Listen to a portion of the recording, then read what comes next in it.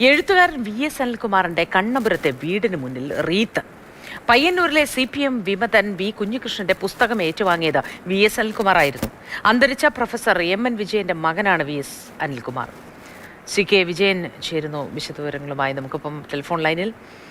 Vijayan, good morning. M.N. വിജയന്റെ മകനാണ് എഴുത്തുകാരനായ അദ്ദേഹം ആരാണ് എന്ന് പോലും മനസ്സിലാക്കാൻ ബോധമില്ലാത്ത, ശേഷിയില്ലാത്ത മനുഷ്യരാവണം ഇതിനു പിന്നിൽ. പിന്നെ വിമതനായ കുഞ്ഞികൃഷ്ണന്റെ പുസ്തകം പ്രകാശനം ചെയ്തു എന്ന ഒരൊറ്റ തെറ്റായിരിക്കാം ഇവർ കണ്ടിട്ടുണ്ടാവുക, അല്ലേ? ആരാണ് ഇതിന് പിന്നിൽ എന്നത് വല്ലതും വ്യക്തമാണോ? ഏതായാലും ആൾക്കാരെ കൃത്യമായിട്ട് മനസ്സിലായിട്ടില്ല എങ്കിലും ആ പരിസരത്തുള്ളവർ ആകാനാണ് സാധ്യത എന്ന കാര്യത്തിൽ യാതൊരു സംശയവുമില്ല. ഏതായാലും പോലീസിൽ വിവരം അറിയിച്ചിട്ടുണ്ട്. ഒരുപക്ഷെ ആരാണെന്ന് വല്ല CCTV നോക്കി കണ്ടെത്താൻ കഴിഞ്ഞേക്കും.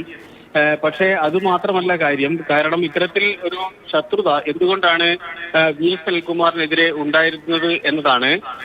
നേരത്തെ മുതൽ തന്നെ വി.എസ്. അനിൽകുമാർ ഇടതുപക്ഷത്തിന്റെ ഏറ്റവും ശക്തനായ വക്താവായി നിലകണ്ട ഒരാളാണ്. പ്രത്യേകിച്ച് M.N. വിജയൻ മാസ്റ്ററുടെ മകൻ എന്ന നിലയിലും അദ്ദേഹത്തിന് വലിയ രീതിയിലുള്ള ഐഡന്റിറ്റി ഉണ്ട്. അതിനു പുറമെ കണ്ണൂർ സർവകലാശാലയുടെ സ്റ്റുഡന്റ് സർവീസസ് ഡീനായാണ് അദ്ദേഹം വിരമിക്കുകയും ചെയ്തത്. ആയിരക്കണക്കിന് കുട്ടികളുമായും രക്ഷകർത്താക്കളുമായും കോളേജുമായും ഒക്കെ തന്നെ വളരെ അടുത്ത ഇടപെടുകയാണ്. CK വിജയൻ, പറയൂ.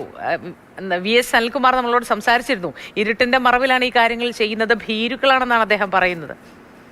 അല്ല, തീർച്ചയായും അങ്ങനെ തന്നെ സംശയിക്കേണ്ടി വരും. കാരണം CPMന്റെ ഏറ്റവും ശക്തമായ ഒരു കേന്ദ്രത്തിൽ താമസിക്കുന്ന ഒരാളാണ് വി.എസ്. അനിൽകുമാർ. നേരത്തെ അദ്ദേഹം ധർമ്മടത്ത് താമസിക്കുമ്പോഴും അതേ തന്നെ രാഷ്ട്രീയ സാഹചര്യമെല്ലാം തന്നെ ഉള്ള സ്ഥലത്തായിരുന്നു താമസിച്ചത്. അതുകൊണ്ട് വേണമെങ്കിൽ അദ്ദേഹത്തിന് ഇപ്പോഴും പാർട്ടിക്കകത്തും പുറത്തുമെല്ലാം തന്നെ നിരന്തരം ഒരുപാട് സൗഹൃദങ്ങളുണ്ട്. അദ്ദേഹം അവരുമായി കമ്മ്യൂണിക്കേറ്റ് ചെയ്യുന്ന ഒരാളുമാണ്.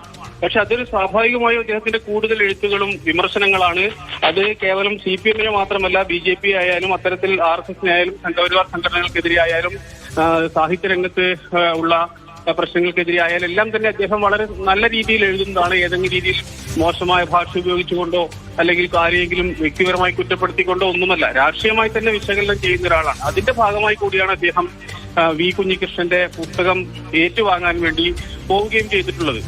പക്ഷെ അത്തരത്തിലൊരു രാഷ്ട്രീയ പ്രവർത്തനം സ്വാഭാവികമായ ഒരു പുസ്തകം ഏറ്റുവാങ്ങി എന്ന് പറയുന്നത് നമുക്ക് ചൂസ് ചെയ്യാവുന്ന ഒരു കാര്യമാണ്. അത് ഞാനാണ് തീരുമാനിക്കേണ്ടത്, വാങ്ങണ്ടയോ. അത് നിങ്ങൾക്ക് അതിനെ എതിർക്കാനുള്ള പ്രത്യേകിച്ചുള്ള അവകാശങ്ങൾ ഒന്നും തന്നെയില്ല. അല്ലെങ്കിൽ അത് എതിർക്കുകയും ജനാധിപത്യപരമായി എതിർക്കാം എന്നല്ലാതെ. പക്ഷേ അതിനു പകരം വീട് രാവിലെ ഗേറ്റ് തുറക്കുമ്പോൾ മുന്നിൽ റീത്ത് വെക്കുക. റീത്ത് സാധാരണ വെക്കുന്നത് മൃതദേഹത്തിന് മുകളിലാണ്. അത്തരത്തിലൊരു കാര്യം വീടിന്റെ മുന്നിൽ കാണുന്നത് അത്ര ശുഭകരമായ ഒരു കാഴ്ചയല്ല, ശുഭകരമായ സന്ദേശവുമല്ല.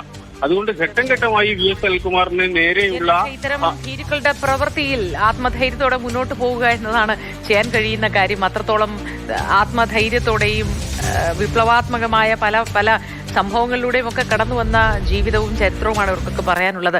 അതുകൊണ്ട് ആത്മവിശ്വാസത്തോടെ മുന്നോട്ട് പോകൂ എന്ന് മാത്രം പറയാം.